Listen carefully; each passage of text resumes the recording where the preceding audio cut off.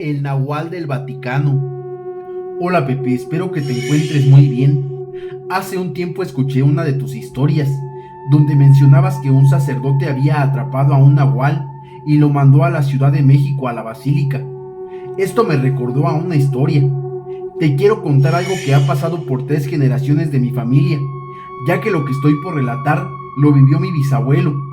Bueno, desafortunadamente, a mi bisabuelo le tocó nacer en una época donde en México las guerras y enfrentamientos eran muy comunes, no muy distinto a lo que vivimos hoy. Él participó en la Revolución y en las 2 guerras cristeras que sucedieron en México. Desgraciadamente, y por quedar huérfano desde muy pequeño, tuvo que sostener un arma de fuego desde 1915, cuando apenas tenía 13 años, y para poder defender a sus hermanos menores, y hasta casi 1938, casi a sus 40 años. Para que puedas entender un poco mejor la historia, te voy a dar un poco de contexto, y es que las 2 guerras cristeras están catalogadas erróneamente como guerras civiles, pero al menos la primera no lo fue, ya que en el primer conflicto estuvo involucrada mucha gente, como los americanos y los canadienses, pero así lo dice la historia. En fin, estas guerras se dieron luego de que el presidente de ese entonces, Plutarco Elías Calles, impusiera una ley cuyo fin era controlar y limitar cualquier manifestación del culto católico. Esto duró desde el año 1926 y hasta el año 1929 aproximadamente. Mucha gente no lo sabe, pero Álvaro Obregón, siguiendo las tendencias del porfiriato, orquestó un atentado contra la antigua Basílica de Guadalupe en 1921. Así ocurrieron varias cosas, agresiones por parte de ambos bandos, en donde hubo muchas bajas. Al principio más por parte de los cristeros, que no tenían ninguna preparación militar. En ese tiempo, mi bisabuelo era militar y se encontraba en servicio en Guanajuato cuando todo esto estalló. Y para su mala suerte, era aquí donde los cristeros estaban más fuertes. Aquí es donde entra esta fascinante historia que me contaba mi bisabuelo sobre el Nahual del Vaticano, pues fue precisamente por el salvajismo que imponían los militares y los canadienses sobre los cristeros que la iglesia tomó la decisión de trasladar desde lo que en ese tiempo eran los altos mandos de la iglesia en Letrán, Italia, lo que hoy vendría siendo el Vaticano, a el arma secreta. El arma no era nada más ni nada menos que un poderoso nahual. En ese entonces se escuchaban muchos rumores sobre que los cristeros tenían con ellos un ser sobrenatural y que cuando lo llevaban a la batalla ocurría una masacre.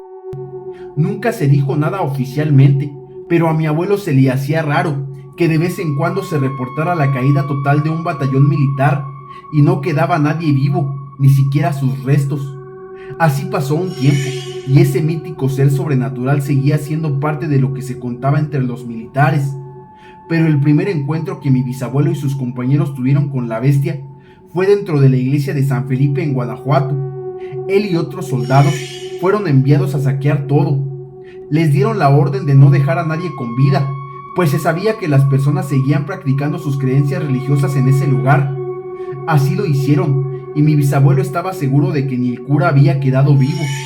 Los canadienses eran los más locos, tenían una sed de sangre desmedida. No solo desvivían a las personas, sino que se ensañaban con los cadáveres.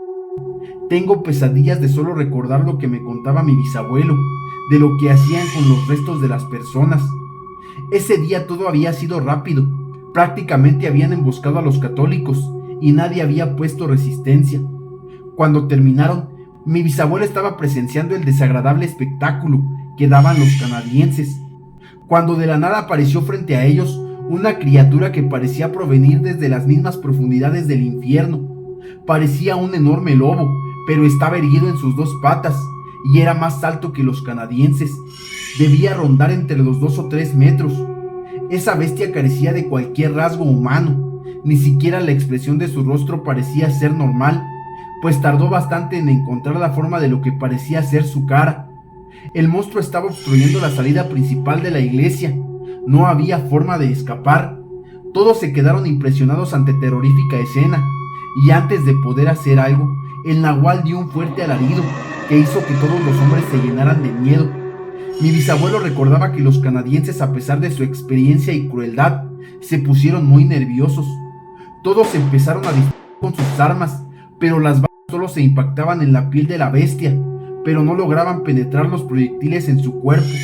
Solo hacían un sonido extraño al momento de cruzarse con la piel del monstruo. Mi bisabuelo también recordaba que sonaba como si le dispararan a un montón de rocas en la tierra. Cuando por fin dejaron de disparar, el nahual se quedó observando a todos con mucho odio, mientras veía los cuerpos sin vida de los católicos. Después de eso, les comenzó a enseñar sus babeantes colmillos, mientras avanzaba muy lentamente hacia ellos. Entonces se abalanzó sobre el general, desviviéndolo de un golpe con sus enormes y filosas garras. Sangre y pedazos de carne mancharon el uniforme y rostro de mi abuelo. Eso lo dejó petrificado de la impresión. Sintió como si el tiempo comenzara a ir más lento. Solo veía a sus compañeros hacer cosas para defenderse, pero él no podía hacer nada. Algunos le siguieron disparando al monstruo. 2 hombres corrieron a refugiarse a la sacristía, y uno intentó sacarle la vuelta al nahual para salir de la iglesia. La bestia se dio cuenta de que uno quería salir, entonces se puso en 4 patas, agarró impulso y dio un salto muy grande, cayendo sobre el hombre que ya casi estaba en la puerta. El crujir de todos sus huesos hizo que mi bisabuelo reaccionara. Seguía muy nervioso, no podía ni sujetar su arma, ni siquiera tuvo el valor de enfrentar aquella cosa, y mejor corrió hacia la sacristía, al igual que los otros 2. El resto se quedó para enfrentar al nahual. En menos de 3 minutos dejaron de escucharse los gritos, pero la iglesia no se quedó en silencio. Se escuchaban los pasos de la bestia y el sonido del metal de las armas, como si las estuvieran pateando por el suelo. También se escuchaba a un animal comer. El sonido era el que hace un perro cuando despega la carne de los huesos. Mi bisabuelo y los otros 2 que se quedaron encerrados en la sacristía, arrinconados y llenos de miedo, dice que estuvieron ahí como por 1 hora. Luego se escuchó que las puertas de la sacristía se abrieron y muchos pasos. Una persona empezó a rezar muy fuerte, pero no era en español, tampoco inglés ni francés. Se oyeron cadenas, un gruñido horrible de esa fiera y luego algo metálico arrastrándose. Hasta la sacristía llegaron varios muchachitos armados, no tendrían más de 14 años. A golpes se llevaron a mi bisabuelo y a los otros 2. De los que se quedaron a pelear contra el nahual, ninguno logró sobrevivir. Aquello había sido una tremenda masacre. Cuando los sacaron de la iglesia, pudo ver que llevaban algo en una carreta. Era como una jaula enorme, jalada por varios caballos.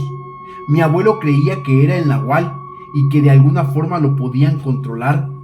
Después de eso, a los 3 se los llevaron para sacarles información. Los primeros no dijeron ni una sola palabra y ahí mismo los desvivieron. Pero pues mi abuelo apreciaba su vida.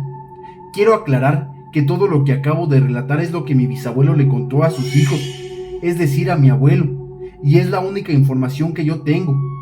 Es importante recalcar que mi abuelo participó en 3 guerras durante más de 20 años y vio muerte y cosas atroces. Jamás padeció de sus facultades mentales. Murió relativamente sano a sus 90 años. Sí sufrió un leve Parkinson, pero nada de Alzheimer. Yo no me atrevo a poner en duda las palabras de mi abuelo.